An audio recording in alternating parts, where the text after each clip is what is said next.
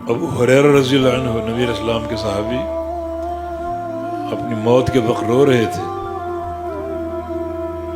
کسی نے پوچھا اتبکی علی فراق الدنیا، کہ ابو ہریرہ کیا دنیا کی جدائی کا صدمہ ہے اس لیے رو رہے ہو؟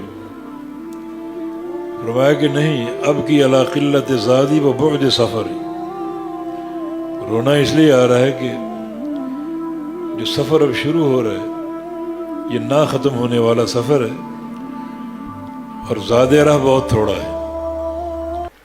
زاد راہ تو سفر کے مطابق ہونا چاہیے، تو جو سفر شروع ہو رہا ہے یہ لامتناہی، کبھی اس کا اختتام نہیں ہوگا، مگر زاد راہ بہت تھوڑا ہے.